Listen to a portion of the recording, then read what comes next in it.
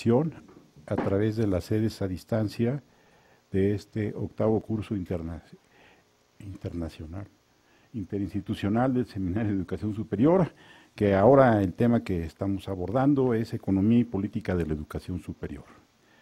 Un saludo a los colegas de la Benemérita Universidad Autónoma de Puebla, especialmente a Dirección General de Innovación Educativa y el Centro de Estudios sobre el Desarrollo Económico y Social de la Facultad de Economía.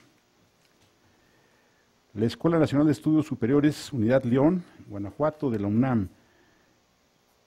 Le damos la bienvenida a la Facultad de Estudios Superiores en Aragón, la Universidad Autónoma del Estado de México, a la Universidad Autónoma de Morelos, a la Universidad Autónoma de Nuevo León, especialmente a los colegas de la Facultad de Trabajo Social y Desarrollo Humano, a la Universidad Autónoma Benito Juárez de Oaxaca, especialmente a los colegas del Instituto de Ciencias de la Educación y a los de la Escuela de Economía, a la Universidad Autónoma de Tamaulipas, al Centro de Desarrollo Municipal, la Universidad Veracruzana, de los colegas del Instituto de Investigaciones en Educación. Además, nos acompañan por vía directa, por webcast, los colegas de la Institución Educativa Absalón Torres Camacho, de Florida Valle del Cauca, de país hermano Colombia, que por motivos de rearreglos nos van a seguir en esta ocasión por webcast. De igual forma, en la Universidad Autónoma de Yucatán, también nos seguirán por webcast. Les recuerdo que se están introduciendo algunas nuevas formas para hacer las preguntas mucho más rápidas y la respuesta pueda ser mucho más flexible. Es que por favor nos envíen por correo electrónico las preguntas de las sedes. Incluso los colegas de Puebla ya nos enviaron las preguntas a partir de las lecturas que hicieron del tema. Entonces, recuerden el correo electrónico al que deben dirigir sus preguntas, ses.unam.mx.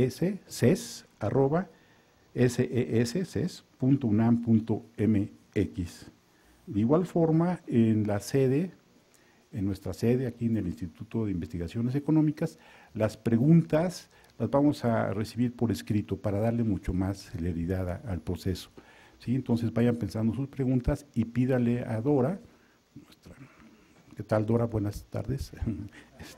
Sus formatos de preguntas. En su momento lo harán. Bien, antes de empezar, quisiera darles un par de noticias en relación a la administración del curso. Hicimos la prueba y pusimos el webcast, ya está operando. ¿Y saben cuántas intervenciones tuvimos en nuestro webcast? ¿Cuántas creen que tuvimos? Perdón, en el blog. ¿Cuántas creen? Una, que es por default, ¿no? Entonces, les recuerdo, sobre todo en el tema de la semana pasada, que hay un contexto muy importante que le está dando la cobertura a todo el curso, creo que hay preguntas que rebasan incluso las preguntas que hicieron aquí. Entonces, siéntase con absoluta libertad para hacer las preguntas, comentarios o intervenciones en nuestro blog, ¿sí? Se van a tomar en forma secreta las intervenciones para que quien tenga más intervenciones tendrá puntos extras, porque los doctores Rodríguez y Ordorica van a estar ahí pendientes de sus intervenciones en el blog particularmente. ¿Sí? ¿No? Estamos motivando aquí las intervenciones. Segundo aspecto, son varios aspectos administrativos en relación a la evaluación. Todo el mundo sabe de cómo va a ser evaluado este curso, ¿no? Bueno, hay que leer la página, ¿no? En la página ahí está. No, pero en realidad el instrumento básico, además de la asistencia, ¿sí?, es el ensayo final que ustedes tienen que hacer. La próxima semana se les presentará un modelo de evaluación y que va a ser a través del blog el que ustedes den su opinión respecto a cómo va a estar esta forma, de manera tal que dentro de 2 sesiones tendremos ya la forma definitiva de cómo vamos a evaluar el ensayo. La idea es que ustedes vayan preparando su trabajo y no lo dejen para el final, porque ahora sí van a estar muy estrictos aquí los que evalúan normalmente estos ensayos. ¿Sí? ¿Alguna pregunta? ¿Iba a hacer una pregunta? No. Bien. estén atentos a su correo electrónico, es una forma también de comunicación con Raiza para una serie de comunicaciones. Necesitamos que todo el mundo se meta sus datos, hay datos que no están bien, gente que pone sexo, creemos por el nombre de la persona que está al revés, entonces hoy que sacamos las estadísticas vimos que había algunos problemas. Entonces van a recibir un correo con la información respecto a qué información necesitamos, que la corrijan o que la pongan, ¿sí? Entonces, insisto, hay que estar atentos al correo y por el amor de Dios, usen el blog, es un vehículo importante de comunicación, de preguntas, comentarios, que entre ustedes se conozcan con las sedes, en fin, insisto, es un esfuerzo que ha hecho el seminario por mantener esta forma de interacción y que por favor aprovechenla. Bueno, sin más anuncios administrativos del curso, le paso el micrófono al doctor Ordori. No, nada más una cosa muy rápida también. Quienes asisten al curso como parte de alguno de los programas de posgrado, tienen que acordarse que no basta con la inscripción al seminario aquí, sino que necesitan inscribirse en la materia correspondiente del posgrado al que pertenecen, ya sea en estudios latinoamericanos, pedagogía, están los nombres de los integrantes del seminario asociados a los cursos en los que se darán los créditos de este seminario, ¿no? Bueno, si hubiera cualquier duda, con Raiza, con Jorge, se puede aclarar. Sin más, quiero presentar para la sesión de hoy, que se denomina bienes públicos y bienes privados en la educación superior, y cuyo ponente será el doctor Roberto Rodríguez Gómez. Roberto ha sido ponente en todos los cursos previos. Esto a lo mejor haría innecesaria una presentación, pero creo que tanto en las sedes foráneas como aquí hay estudiantes que no nos conocen a todos, entonces que vale la pena dar algunos datos mínimos. Roberto Rodríguez es investigador en el Instituto de Investigaciones Sociales de la UNAM. Actualmente está comisionado a la Dirección General de Evaluación Institucional.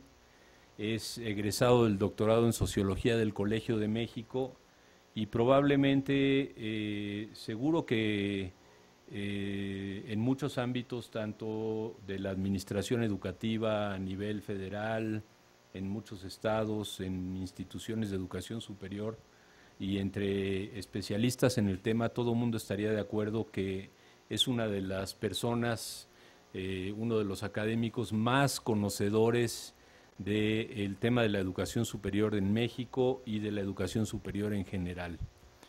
Además de que tiene una extensa obra, 4 libros, cerca de más de 20 capítulos, más de 20 artículos arbitrados, cuadernos. Roberto creo que es un ejemplo de cómo un académico puede tener además una carrera muy exitosa como editorialista de un periódico en el tema de su especialidad, en donde se ha convertido en un referente obligado. Ojalá que ustedes lo pudieran seguir en el suplemento Campus Milenio. Me da hasta sarpullido hacerle propaganda a algo de Milenio, porque es bastante deplorable, pero el suplemento no lo es, y mucho menos las columnas de varios colegas que participan allí. En particular, una de las características del trabajo del doctor Rodríguez es que abre vetas, abre temas de reflexión, de carácter nacional, de carácter internacional, tendencias internacionales de comportamiento de la matrícula, de las profesiones, de la privatización, el crecimiento de las opciones privadas en educación superior. Muchos de los temas que se han puesto a discusión en el ámbito de las políticas públicas y del campo de los especialistas de educación superior han pasado primero por las columnas de Roberto Rodríguez. Y yo creo que eso hace que a su enorme conocimiento teórico y empírico de los sistemas de educación superior en México, en América Latina y las tendencias mundiales, se sume una capacidad de incidir en los debates actuales contemporáneos de la educación superior. Y eso enriquece muchísimo, seguramente ustedes lo verán en la presentación que haga el día de hoy, los conceptos y las ideas que les va a transmitir. Entonces, sin más, bueno, pues tenemos la fortuna de contar con el doctor Roberto Rodríguez y con la presentación La educación superior, bien público o bien privado.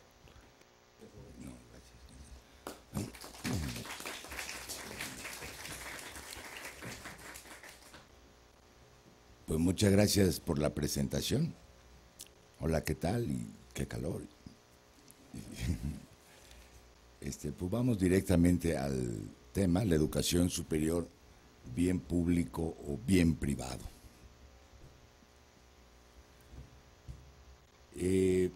Casi siempre las discusiones en el campo de la educación, en el campo propiamente educativo, acerca de los aspectos económicos de la educación son, por decirlo menos, un hueso duro de roer. La actividad educativa, la enseñanza, el aprendizaje y las demás funciones académicas difícilmente pueden ser asimilables o asimiladas a los procesos de producción de bienes y servicios. Es una actividad sui generis en que voy a decir esto entre comillas, el consumidor es también un agente productor fundamental. No hay educación sin el trabajo que hacen los estudiantes en el acto educativo. Entonces, si ha de considerarse como digamos, desde una fórmula económica, la actividad propiamente educativa, debe tenerse mucho cuidado, ¿no? Sin embargo, existe y es creciente una preocupación desde el campo de las disciplinas de la economía en entender la articulación fundamentalmente del sector educativo con el resto de la economía. Es, por ejemplo, una preocupación presente en los debates sobre la globalización, acerca de la sociedad del conocimiento y muchos más. Pero no es una preocupación nueva como tal. Ustedes en la bibliografía deben haber visto que se incluyó un texto de Aristóteles. Aristóteles escribió lo que escribió y enseñó lo que enseñó por ahí en el año 300 antes de nuestra era. Y él decía, perdónenme la cita para quienes ya hayan leído con cuidado el texto, decía: lo que es común debe aprenderse en común, y es un error grave creer que cada ciudadano sea dueño de sí mismo, siendo que todos pertenecen al Estado, puesto que constituyen sus elementos, y que los cuidados de que son objeto las partes deben concordar con aquellos de que es objeto el conjunto. En este punto, nunca se alabará bastante a los lacedemonios. La educación de sus hijos se verifica en común y le dan una extrema importancia.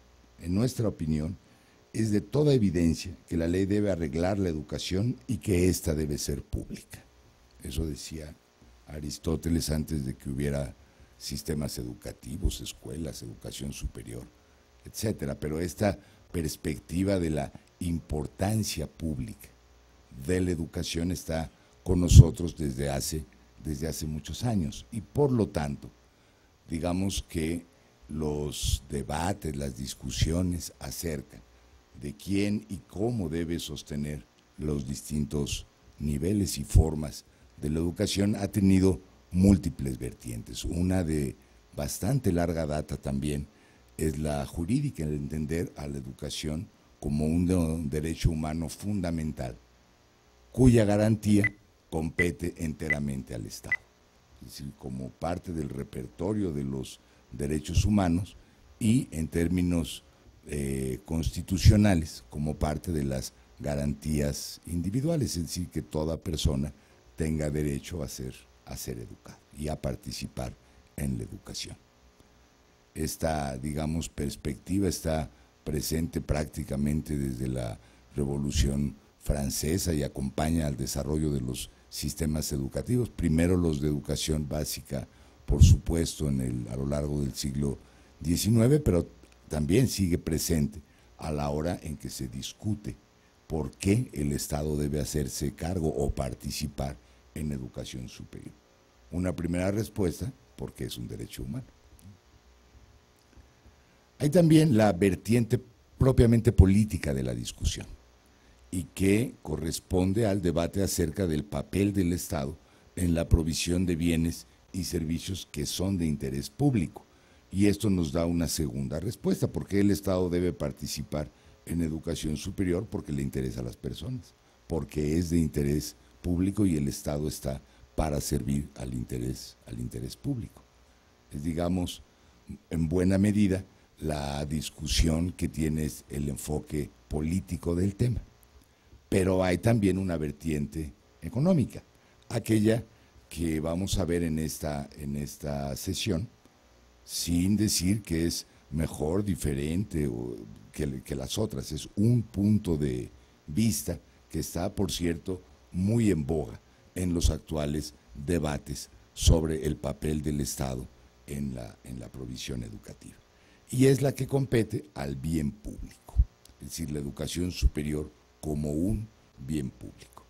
Hay que decir que también en la actualidad, en términos del debate público sobre el tema, se puede observar una cierta convergencia entre estos enfoques, el jurídico, el político y el económico, que buscan acercar elementos cada vez más ricos, sofisticados y complejos para, digamos, en defensa, algunos, en ataque, otros, a cuál debe ser el papel del ente estatal en la provisión, mantenimiento, incremento, etcétera, de los bienes y los servicios que competen al ámbito de la educación superior en general y el universitario en particular. Y también hay que decir, ya como última nota preliminar, que estos debates, el de la educación superior como bien público, se están intersectando con otros debates sobre bienes públicos. Por ejemplo, aquel que corresponde al conocimiento y la investigación científica, a la tecnología, a las nuevas tecnologías, entre otros.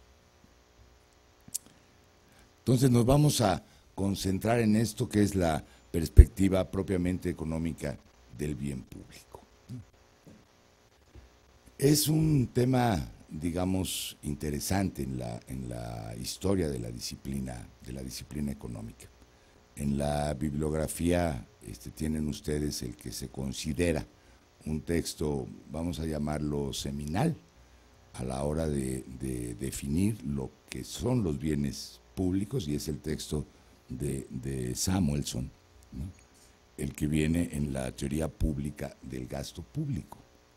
Y no hay que perder de vista cómo se llama el artículo. El artículo no se llama una definición de los distintos bienes que existen, ni nada, sino trata de ser, es un título medio exagerado, son 4 páginas, y no crean que es un extracto, el artículo es de 4 páginas y le llaman la teoría pura del gasto público, ¿no? Pero esto tiene que ver con un debate, y no es solamente un tema académico, es el debate acerca de la hacienda pública, es decir, de cómo se debe encontrar el mejor balance entre los ingresos y los gastos públicos, ¿no? Prevalecían hasta ese momento, bueno, desde mucho antes, distintas aproximaciones, una fundamentalmente fiscal, la tradición anglosajona, ¿no?, básicamente Inglaterra y después Estados Unidos, en que el asunto crucial es cuáles son los niveles de impuestos y cómo se deben estos obtener, el problema de la fiscalización, y en qué se deben aplicar los impuestos como una compensación a lo que los individuos contribuyen en materia fiscal. Esa es una perspectiva, todavía muy presente. Pero en Europa continental, fundamentalmente en Italia, pero también en Austria y Alemania, se fueron perfilando otras vertientes de aproximación al asunto de la hacienda pública y por lo tanto del papel que debería tener el Estado como entidad interviniente en el mercado y en los procesos económicos en general. Es ahí en donde se ubica, digamos, el punto de vista de Samuelson para ofrecer argumentos distintos a los de la fiscalización, en favor de un, digamos, equilibrio entre el papel del Estado y el papel del mercado. Digamos que su punto de vista va o tiende a señalar que el Estado debe, digamos, complementar al mercado en la provisión de distintos bienes y satisfactores. ¿Cuáles? Principalmente aquellos en que los productores privados, las empresas o los individuos no tienen, por cualquier razón, la capacidad o el estímulo para producirlo, pero que sin embargo son bienes socialmente necesarios y de interés público, ¿no? Ese es, digamos, hacia donde dirige su mirada y hacia demostrar que hay posibilidades de encontrar un equilibrio que no sea propiamente político, sino en la propia naturaleza de la acción del Estado como un agente económico, de encontrar buenas razones en este proceso de equilibrio. Y su punto de partida es muy interesante. Bueno, lo toma él de autores previos, pero el gran mérito de Samuelson es haberlo sistematizado, sin necesidad de poner ejemplos, casos, etcétera. Es de alguna manera teoría pura. Y coloca el tema de los bienes públicos no del lado de la gente que los produce, sino del lado de la gente que los consume. Este primer asunto hay que grabárselo para entender los vericuetos de la teoría económica de los bienes públicos. Lo que importa no es quién los produce, sino quién y cómo se los consume, ¿no? ¿Puede haber bienes públicos que produzca el sector privado? Sí, los hay. La televisión abierta, por ejemplo, es un bien que satisface las condiciones que los economistas les ponen a los bienes públicos, ¿no? Puede haber bienes públicos que producen los individuos sin regulación también, la Internet, por ejemplo, ¿no? O bienes públicos que no produce nadie, ¿no? La naturaleza, los cardúmenes de peces, por ejemplo, ¿no? O la leña. Entonces, no importa quién lo produce en su definición, sino quién y cómo los consume. Y así arranca Samuelson, diciendo, hay dos tipos de bienes, y no hay tres, ¿no? Nada más hay dos. Los que son públicos porque son indivisibles, ¿no? No se pueden dividir para que haya un consumo individual o particular. Y los bienes que son privados, es decir, que están divididos de tal manera que cada consumidor puede consumir la parte que le toca o la parte que le interesa.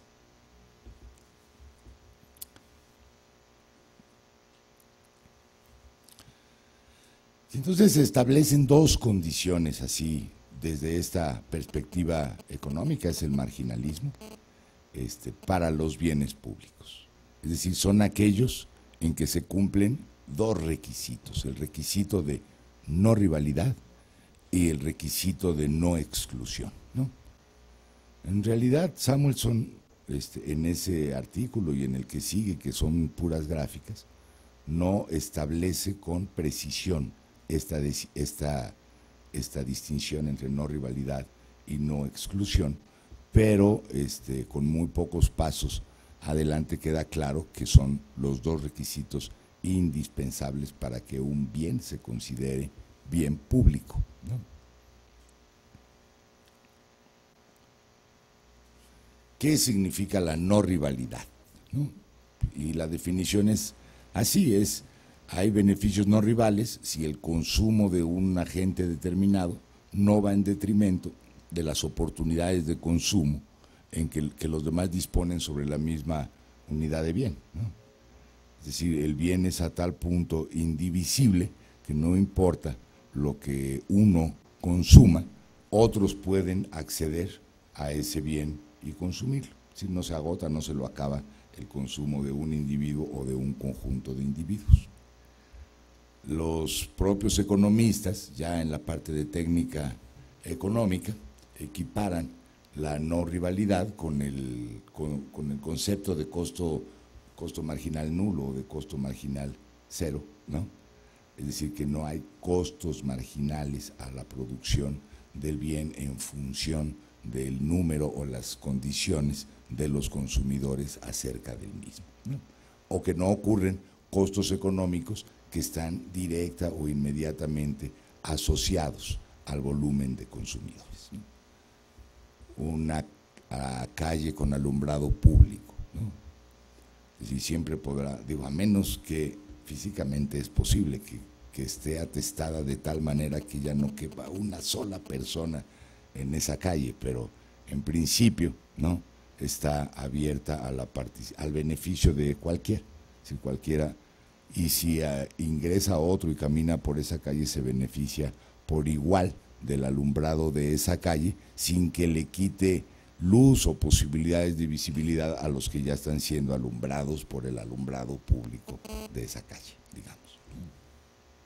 El ejemplo típico y que siempre se pone, no sé por qué les gusta tanto este ejemplo, el de la defensa nacional, ¿no? Pues dice, una vez que se instala o se provee una defensa nacional, quedan todos protegidos. Yo creo que porque son estadounidenses, ¿no? No importa si nacen más o concurren más en ese país, todos están igualmente defendidos porque existe la defensa nacional, ¿no?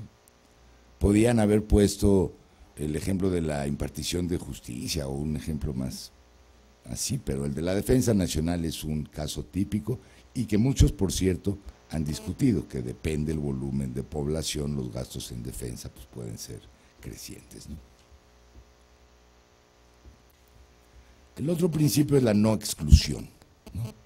Y significa que una vez que el bien público es suministrado, beneficia por igual a los que pagan por él, directamente a través de un arancel o indirectamente a través de impuestos, como a los que no pagan, ¿no?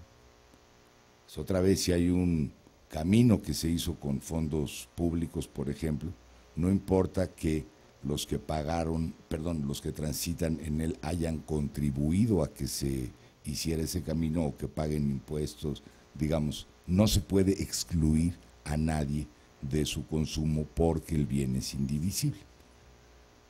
Samuelson escribió en el 53, ¿no?, este artículo, y se murió hace 2 o 3 años, tenía 90 y tantos ya, y desde entonces pasaron muchas cosas, ya han encontrado muchas maneras de ponerle posibilidades de exclusión a los bienes públicos, pues los segundos pisos, por ejemplo, ¿no?, en que hay que comprar el TAG para poder circular por ellos, y eso da un principio de exclusión, por ejemplo, de exclusión económica, y deja de ser un bien público puro, ¿no?,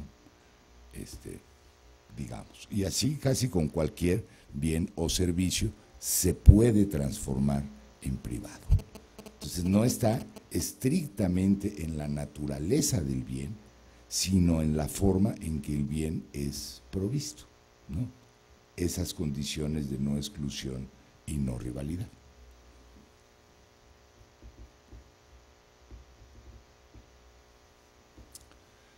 Ahora, desde la formulación de los teóricos del bien público, Samuelson a la cabeza, pero siguieron muchos más, los bienes públicos puros son conceptos antes que ninguna otra cosa, son, digamos, tipos ideales.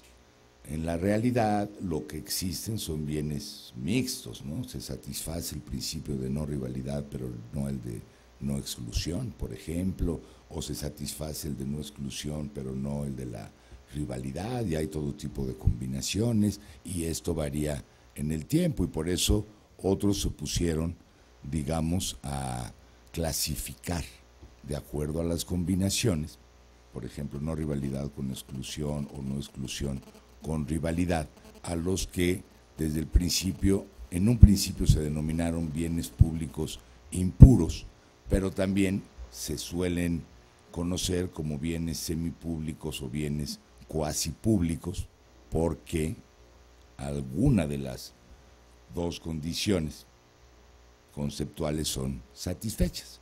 Por ejemplo, en este esquema ven una combinación de 2 por 2, ¿no?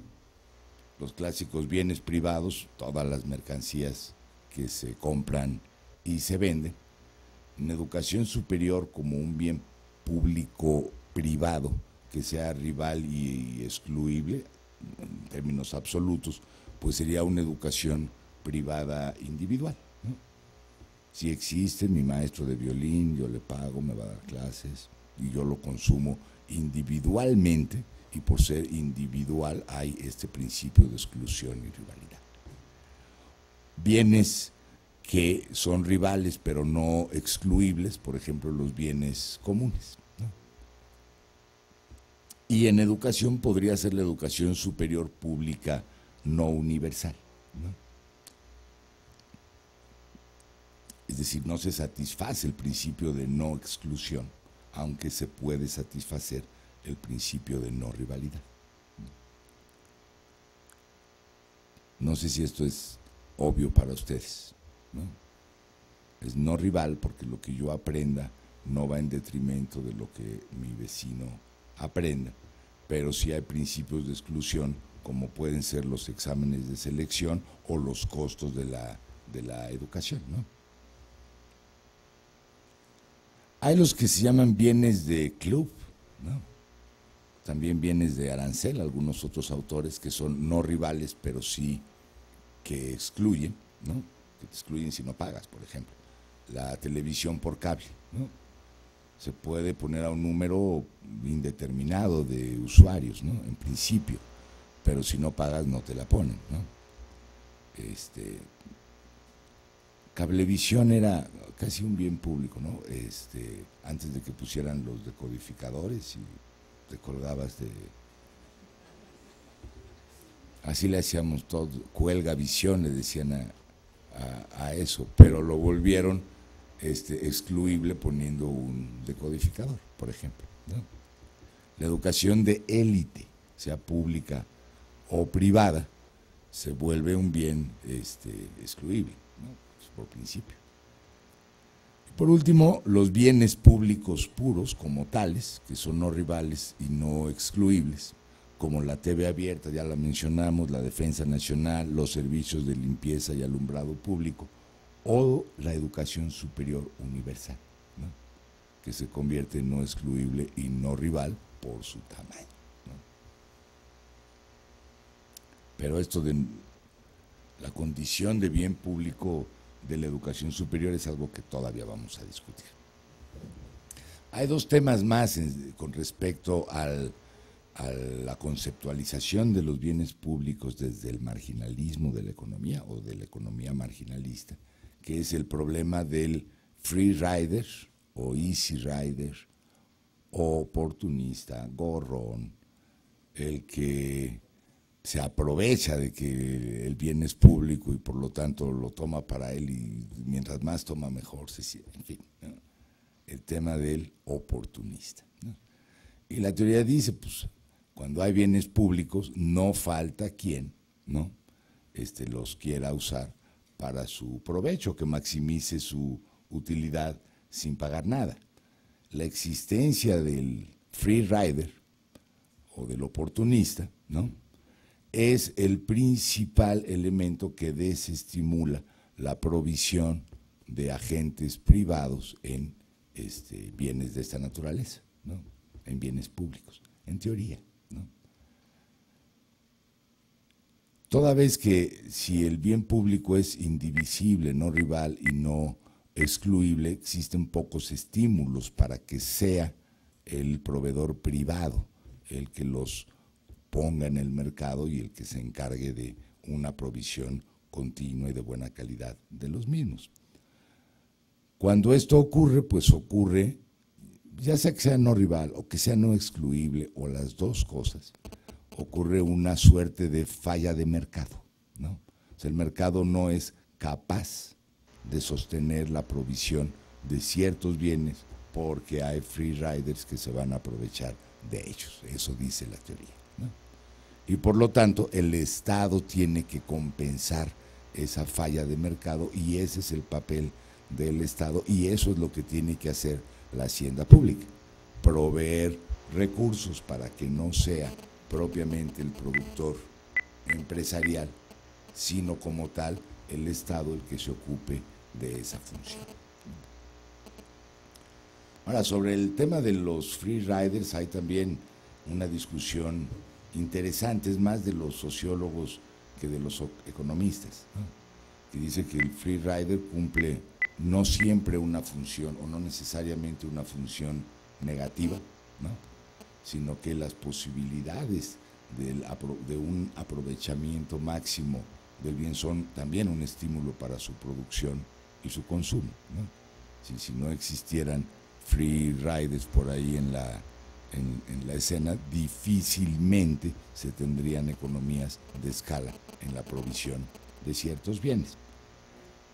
Es el ejemplo de agosto al costo, por ejemplo, ¿no?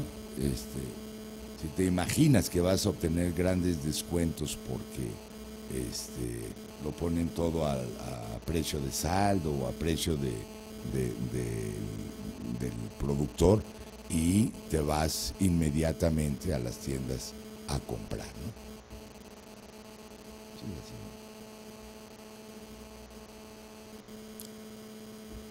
Último concepto, el concepto de externalidad, que también tiene un peso muy importante en el debate. Se consideran externalidades, ¿no?, a, digamos, los efectos económicos positivos o negativos que tiene la producción de un cierto bien o de una actividad económica como tal.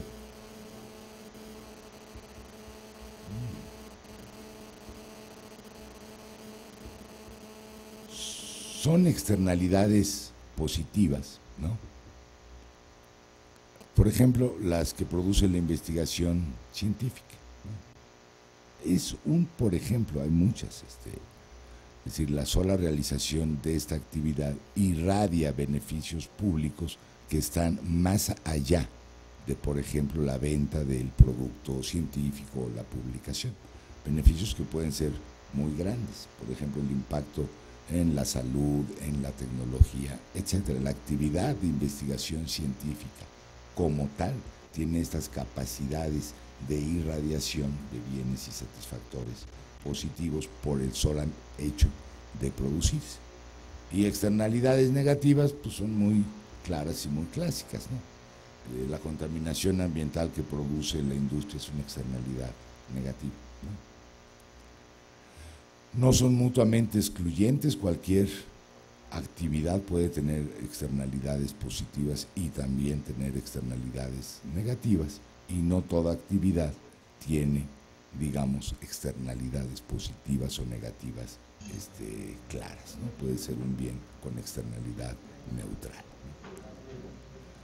Lo importante de este concepto de externalidad, que es un concepto clave, por ejemplo, en la perspectiva del capital humano, ustedes lo van a ver en la próxima clase, es así como uno de los ejes de esta conceptualización, pero para lo que nos interesa es que la existencia o la sola posibilidad de externalidades positivas significativas constituye un estímulo para que el Estado se comprometa en la provisión de bienes públicos, lo que los convierte en bienes públicos preferentes, ¿no? El hecho de que producen externalidades positivas o de que pueden producirlas. Y ya con estas, digamos, conceptos básicos en la bolsa, encima de la mesa, vamos a entrar propiamente al tema de la educación superior como bien público con la siguiente hipótesis. Así que los sistemas de educación superior, pueden ser asimilables a la noción de bien público si y solo si cumplen condiciones como las siguientes. Son de alta cobertura y por lo tanto pueden romper el principio de no exclusión, ¿no? Así que cualquiera puede en principio tener acceso a la educación superior y son además de baja discriminación económica, es decir, son asequibles, ¿no? La persona puede pagarlos, ¿no? ¿Por qué? Porque A, son gratuitos, o B, hay becas, o C, son de un costo bajo y por lo tanto se pueden pagar. Estos dos, alta cobertura y baja discriminación económica, ¿no? O asequibilidad. En inglés se dice affordability, ¿no? Si esto se satisface, entonces los servicios educativos, por ejemplo los de educación superior, se asimilan o son asimilables a los supuestos del bien público como tal.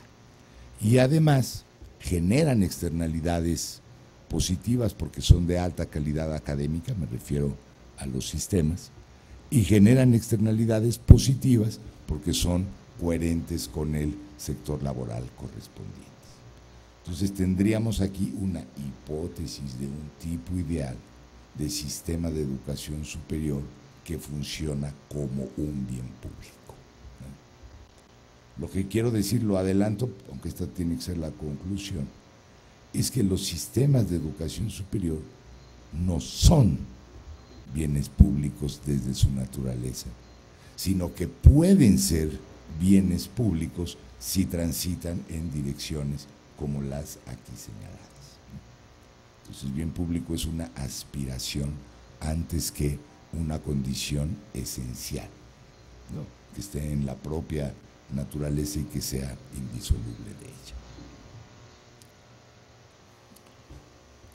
Esta es mi deformación de mi contacto original con geografía, ¿no? Ese mapa muestra los niveles de cobertura que se han alcanzado en el mundo, ¿no? En el norte casi todos los sistemas ya están en el rango de más de 50%. Aumentenle Canadá, que no reporta datos a la UNESCO, pero también se puede pintar de verde, ¿no? Y en el sur, pues hay estas triple condición, ¿no? Más bien que norte-sur son países económicamente desarrollados y países intermedios o no desarrollados, ¿no? Pero ya no son pocos los países, debe ser una cincuentena, por lo menos, que han alcanzado niveles de cobertura, de tasa bruta de cobertura, después entramos a esa discusión, superiores al 50%.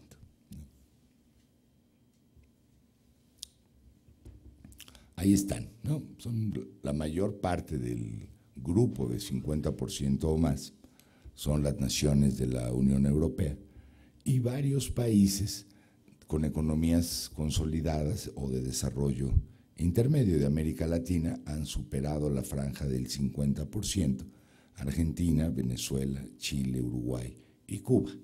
México en cobertura bruta de educación superior anda en el orden de 30%, un poquito más, depende de si se incluyen a los estudiantes de educación a distancia, por ejemplo.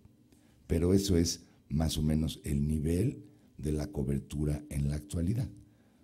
Una notita, cobertura bruta, significa el porcentaje de dividir la matrícula total de educación superior entre el total de jóvenes entre 18 y 22 o 19 y 23 años, ¿no? Es una medida bruta. ¿Por qué es bruta? Porque no toda la matrícula tiene entre 19 y 23 años, ¿no? Pero sí es una medida que se usa mucho, la tasa bruta de educación superior, porque se construye a través de datos que casi todos tienen disponibles, el volumen de población y la matrícula total, para hacer tasas netas, es decir, qué porcentaje de los jóvenes de un grupo de edad efectivamente está en la universidad, pues se tienen que contar uno por uno, y sabiendo la edad de cada cual, y así se construye la tasa neta. Entonces, por lo general, se usa este indicador, se sabe que es una aproximación, es un más o menos. Cuando dice 50% no quiere decir que la mitad de los jóvenes estén allí en la universidad, sino que quiere decir que el tamaño del sistema es suficiente para albergar a la mitad, por ejemplo, del grupo de edad correspondiente.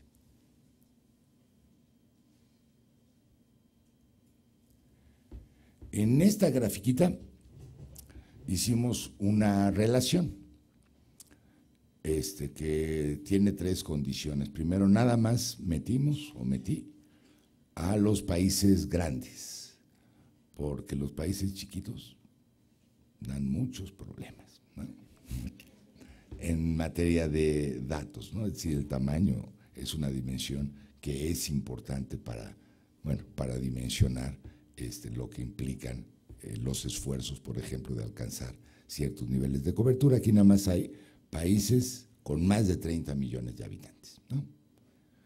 Y las rayas indican lo siguiente: la horizontal es la raya de 50% de cobertura, ¿no?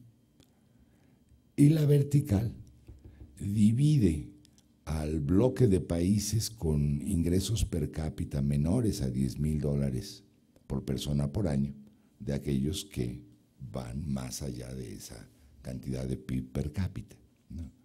PIB per cápita, muy listos, no quiere decir que el promedio de las personas ganan esa cantidad por año, sino es un indicador que divide la riqueza nacional producida en un año entre el volumen de población, nada más. No tiene que ver con la distribución del ingreso, ni mucho menos. Puede haber países, y los hay, claro, el nuestro, por ejemplo, que tienen un Producto Interno Bruto grande y una distribución del ingreso muy injusta, ¿no? ¿Por qué poner la rayita vertical allí? Porque representa el promedio de PIB per cápita mundial, ¿no? Entonces, esto nos da 4 sectores, como pueden ver, ¿no? Y como pueden notarlo, en la siguiente cuadro se ve mejor, aunque está menos espectacular, ¿no? Por lo de los puntitos. Sí.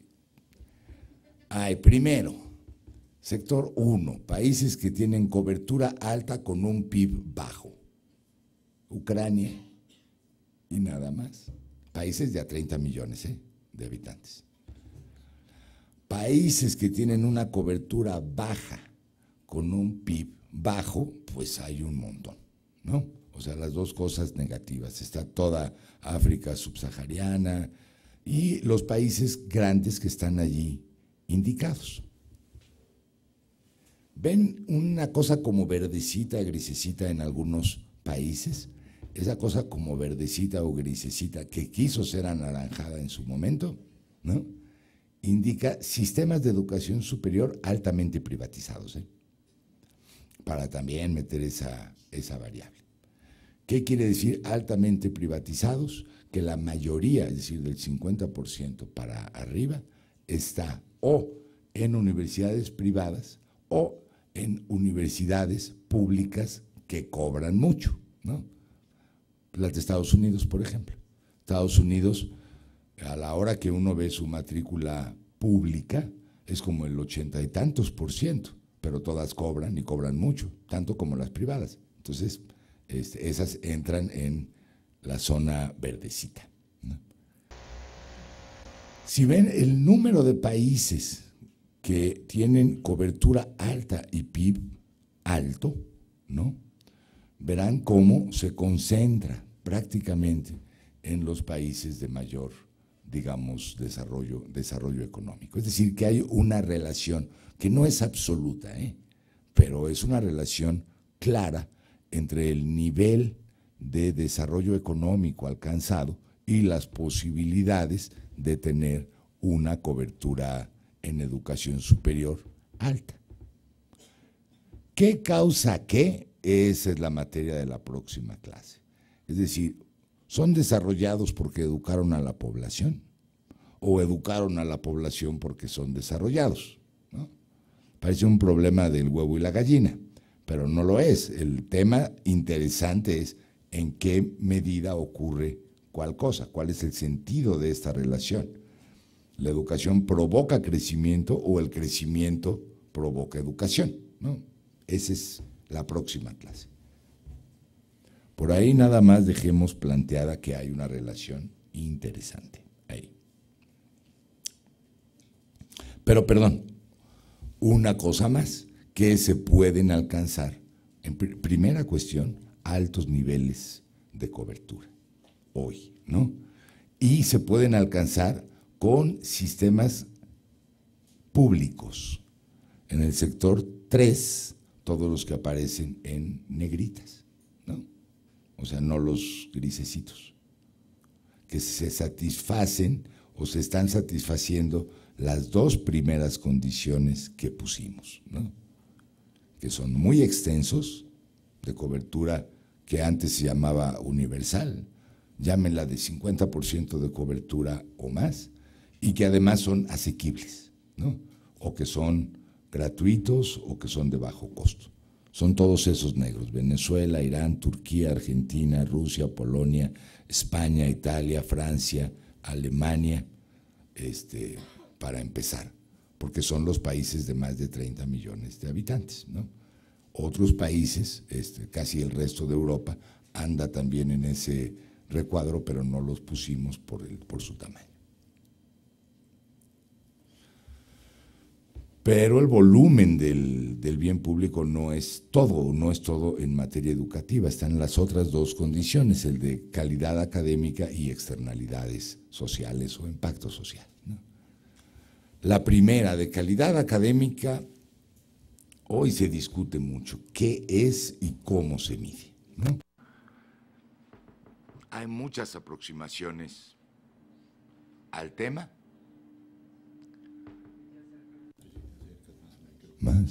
Sí. Hay muchas aproximaciones a este tema, al de cómo medir y ponderar la calidad académica, pero para simplificar, aquí pusimos 3 que hoy son moneda corriente, ¿no? Las que aprecian la calidad académica a partir de las capacidades de investigación de las universidades. Una universidad es tan buena como su capacidad de producción científica. ¿Cuál es el supuesto de este análisis? Que si una universidad tiene capacidades de investigación, va a tener mejor docencia, ¿no? Ese es el supuesto. El no supuesto, sino la parte que ha, digamos, encontrado muy favorable esta condición, es que la actividad científica se puede medir, ¿no? Número de publicaciones en revistas internacionales, cantidad de doctores, etcétera, etcétera, ¿no? Eso es algo que se puede medir y por lo tanto a ello se puede adjudicar la calidad académica en términos mensurables. Es, por ejemplo, el enfoque de los rankings internacionales como el ARWU, más conocido como el ranking de Shanghái, ¿no? En el que compara a nivel mundial las instituciones y las clasifica como del 1 al 500 según sus capacidades en investigación, ¿no? Hay otro enfoque, el enfoque del prestigio, ¿no?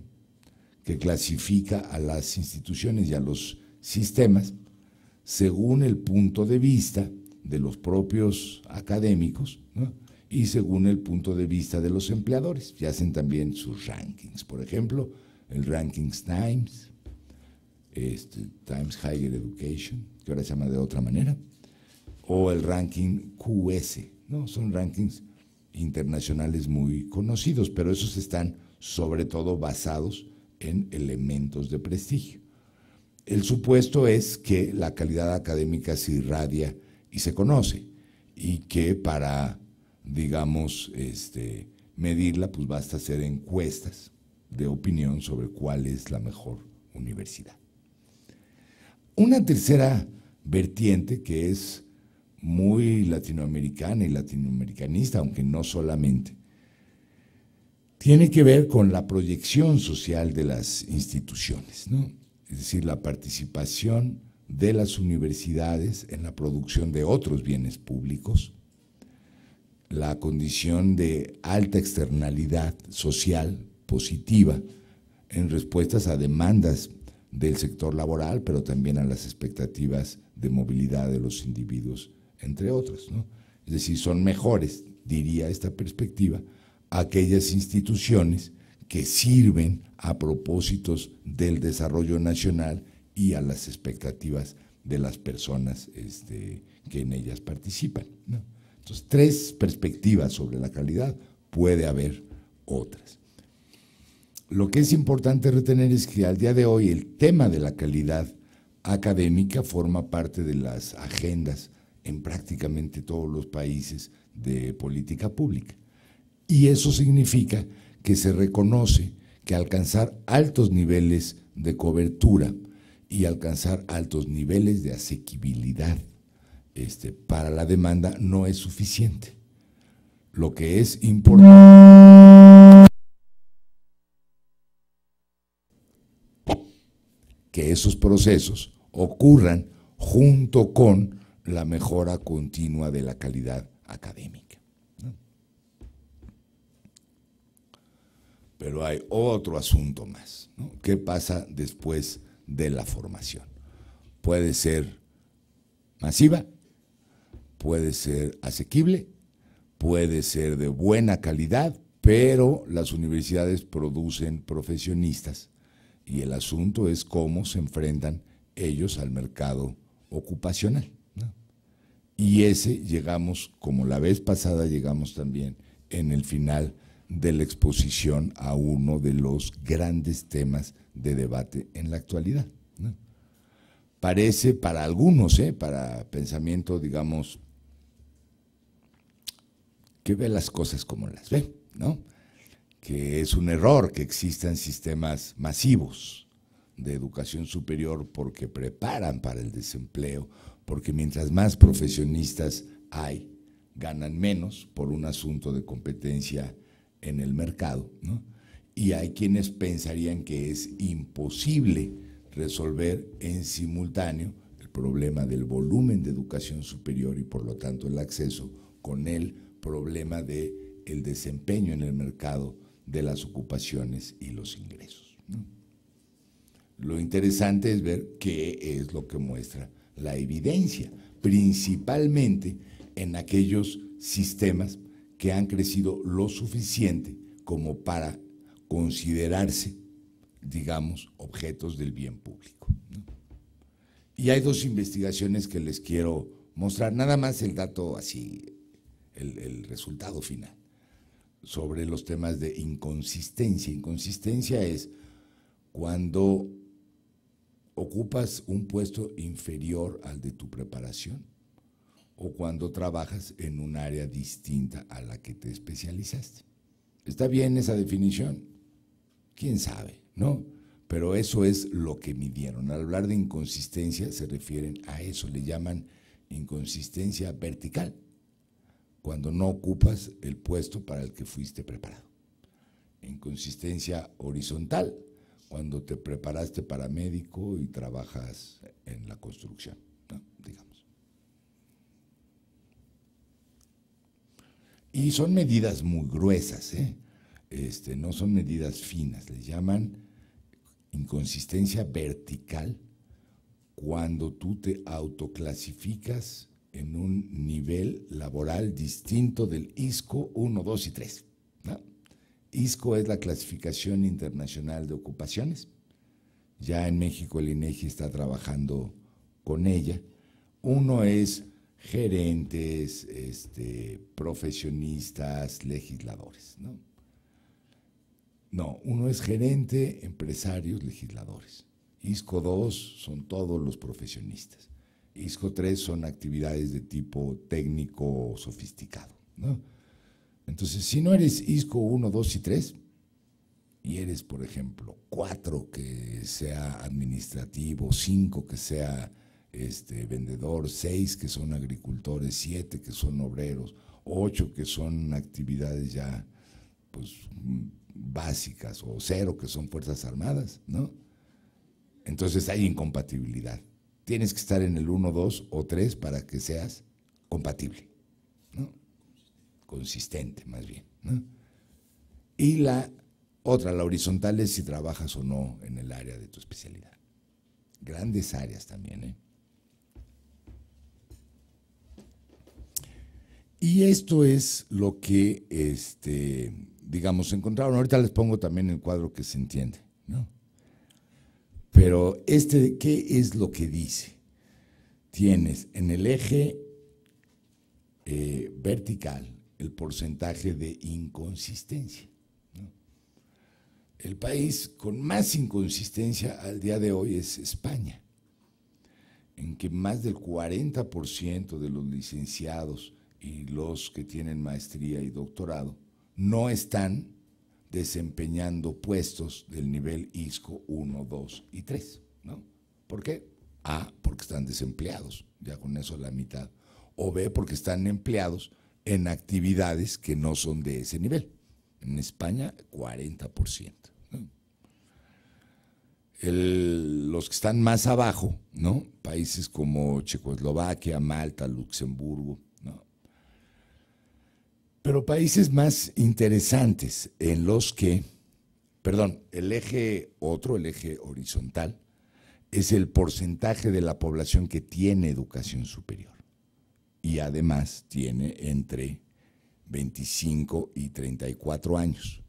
Voy a irme mejor a los cuadritos, yo los manejo mejor. Son más fáciles, ahí, ¿no? ¿Cuál es la condición menos favorable? Es cuando el stock de profesionales es bajo, o sea, la proporción de personas entre 25 y 34 años de edad es baja y la inconsistencia laboral es alta, o sea, hay pocos profesionistas y ocupan puestos subordinados, ¿no? Eso quiere decir, por ejemplo, Turquía, Italia, Austria, Portugal, Alemania, Bulgaria, Polonia y Grecia, ¿no? La condición más favorable, que está abajo a la derecha, es cuando tienes un stock de profesionales alto y una inconsistencia laboral baja, ¿no? Y en realidad ahí están los países nórdicos, ¿no? En que la población tiene una alta escolaridad, encima del casi el 50% de las personas entre 25 y 34 ya tienen título de licenciatura o de posgrado y están desempeñando puestos de acuerdo a esa categoría. ¿Cómo se logra eso? Si ven los países y los bloques de países, se pueden dar cuenta que retrata mucho al llamado Estado benefactor, ¿no? Estado benefactor quiere decir que interviene en la provisión de bienes y por lo tanto también en empleo. Un Estado que interviene en la economía para resolver la falla de mercado que implica la discordancia entre el volumen de egresados y las capacidades de absorción del empleo. En el recuadro de arriba, ¿no? Ver, si quieren decirlo, lo digo entre comillas, la Europa neoliberal, ¿no? En que el Estado es eficiente para producir profesionistas, pero no eficiente para producir empleos, porque no se mete en la distribución del empleo ni hace producción de bienes, ¿no?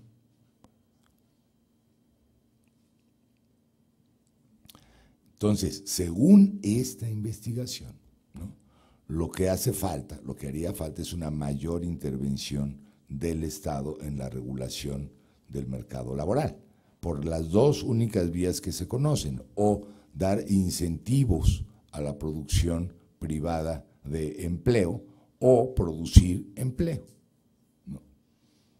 Y casi que no hay tres. Bueno, la tres es producir migrantes, ¿no?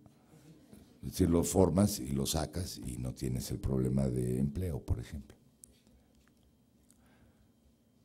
Hay otra investigación, la del estudio Reflex. Esa fue una encuesta, es muy interesante, en la que miden de manera simultánea las inconsistencias vertical, horizontal y el desempleo.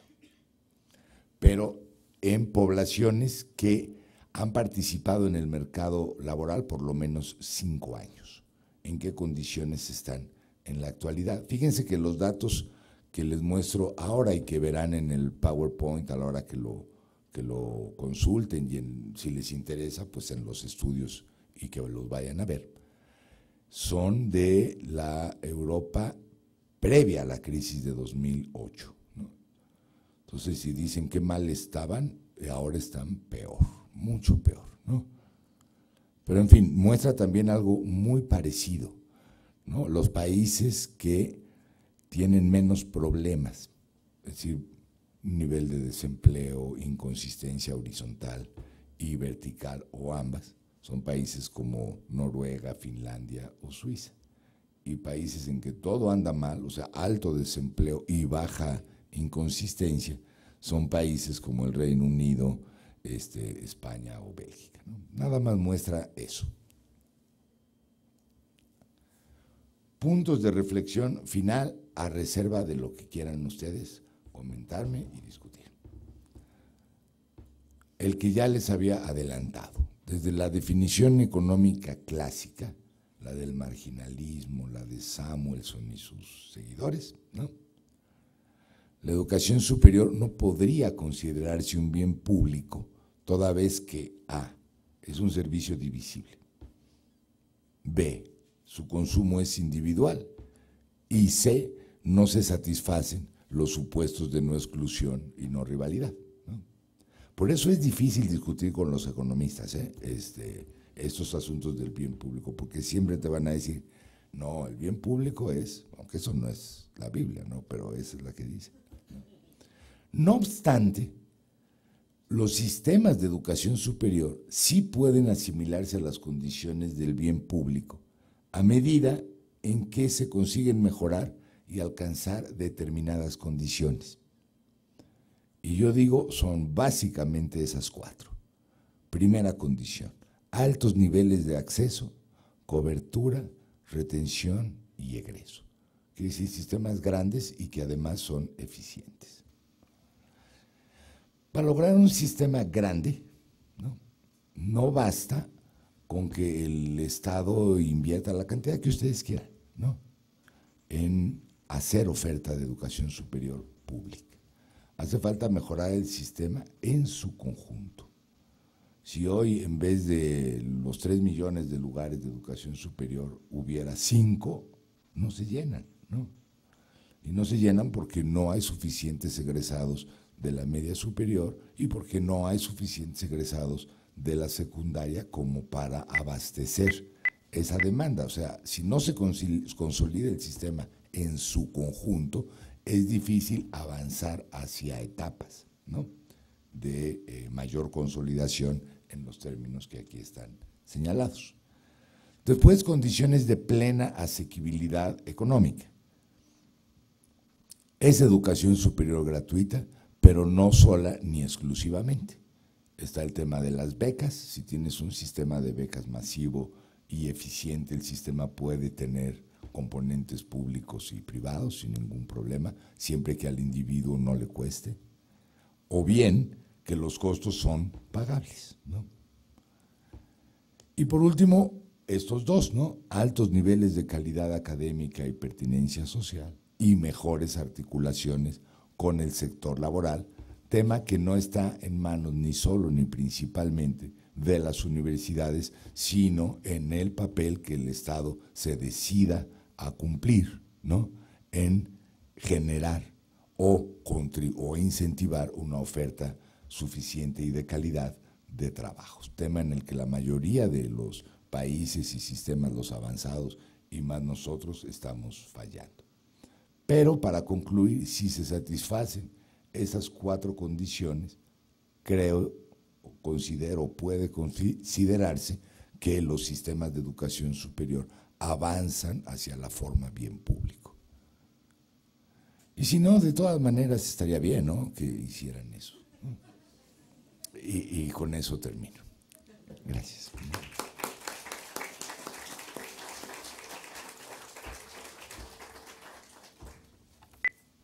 Doctor Rodríguez, muchas gracias por su presentación. Vamos a hacer un pequeño descanso. Preparen sus preguntas, los que quieran. Les recuerdo, ahí están las formas para llenarlas por escrito. La gente de las sedes foráneas, por favor, háganoslas llegar Ahora, les recuerdo que en la página del curso, en la sección correspondiente a la presentación de la sesión 2, que es la de hoy, vienen las referencias a los que hizo alusión el doctor Rodríguez. Viene el texto de Aristóteles, muy bien editado, creo que lo editó el mismo doctor Rodríguez, viene la de Samuelson y viene otras referencias. Entonces recuerden, ahí están planteados. Y a partir de, supongo que de la próxima semana, estará disponible la presentación que hoy nos hizo favor de explicarnos. ¿Ya? Hoy mismo estará. ¿Sí? ¿Les parece? Sí, hacemos un pequeño receso. Muchas gracias. Nos vemos al ratito.